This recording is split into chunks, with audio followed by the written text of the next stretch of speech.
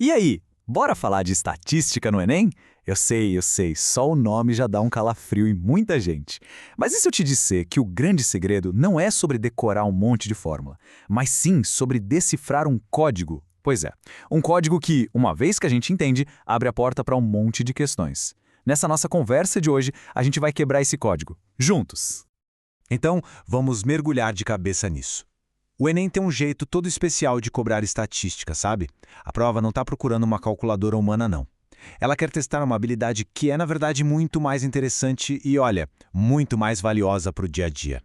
E a grande pergunta é exatamente essa. O que será que a prova quer de verdade? Que a gente faça contas super rápidas de cabeça? Ou será que tem algo mais profundo por trás daqueles gráficos e tabelas todos? A resposta, você vai ver, pode te surpreender.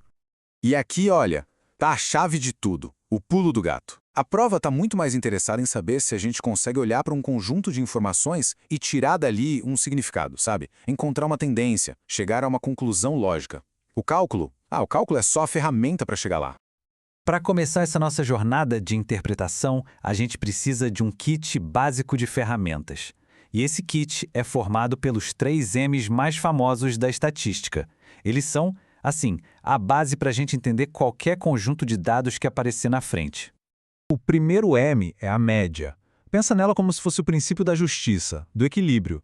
Imagina que a gente soma as notas de toda a turma e depois divide esse bolo igualmente entre todo mundo. Que nota cada um ficaria? Pois é, esse valor de equilíbrio é a média. Agora, a mediana. A ideia aqui é outra. Imagina pegar todos os dados e colocar numa fila direitinho do menor para o maior. A mediana é aquele valor que fica bem no centro, dividindo a fila em 2 metades perfeitas. Mas atenção, hein? O passo de ordenar os dados antes é crucial. Não pode esquecer. E para fechar o trio, a moda. Essa é mais fácil de lembrar, vai. Moda não é aquilo que todo mundo está usando, que está em alta. Então, nos dados, a moda é exatamente isso. O valor que mais aparece. O mais popular da lista. Simples assim. Vamos ver um exemplo prático para tudo isso fazer sentido? Com essas 10 notas aqui, se a gente somar tudo e dividir por 10, a média dá 6,8.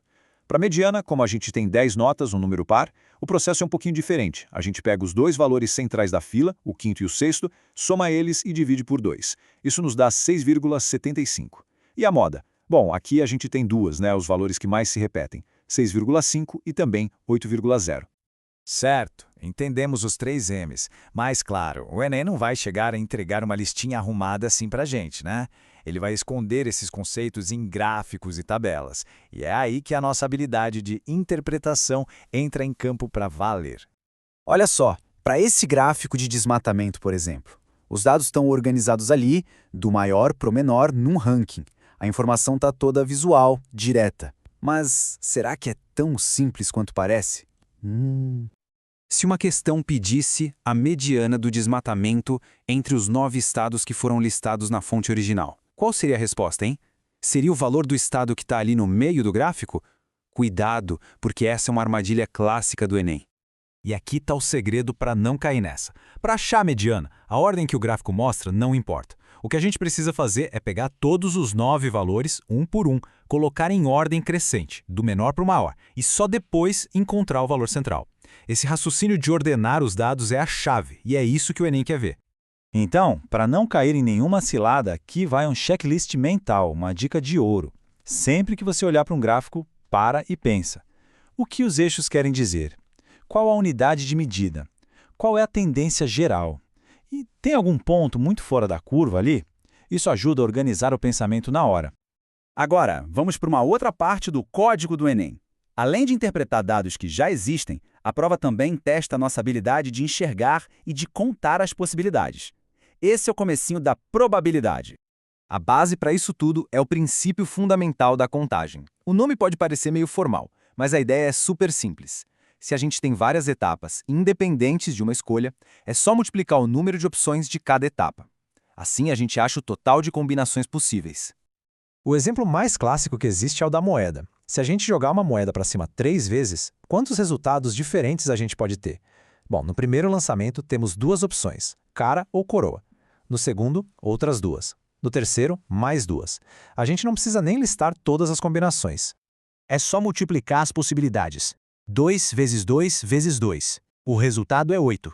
São 8 sequências possíveis. É uma ferramenta simples, mas muito poderosa para resolver um monte de problema de combinação. Bom, estamos chegando ao final, então vamos juntar todas essas peças do nosso quebra-cabeça. O que a gente realmente aprendeu sobre estatística na prova do Enem? A lição, você vai ver, vai muito além de só fazer contas. Resumindo a estratégia, o plano de ataque é esse. Primeiro, domine os 3 M's. Segundo, leia cada detalhe dos gráficos, sem preguiça. Terceiro, foque sempre em interpretar a situação antes de sair calculando. E a regra de ouro, lembre-se de ordenar os dados antes de procurar a mediana. Essa frase resume perfeitamente a filosofia do Enem. A prova quer selecionar quem sabe pensar com dados, quem sabe ler o mundo através dos números. E essa é uma habilidade essencial não só para passar no exame, mas para a vida. E para finalizar, fica aqui uma reflexão. Dominar essa arte de interpretar dados é muito mais do que uma técnica de prova. De que outras formas, essa capacidade de ler os números de forma crítica nos ajuda a entender as notícias, as pesquisas e a enxurrada de informações que a gente recebe todos os dias. Fica aí a pergunta, pense nisso.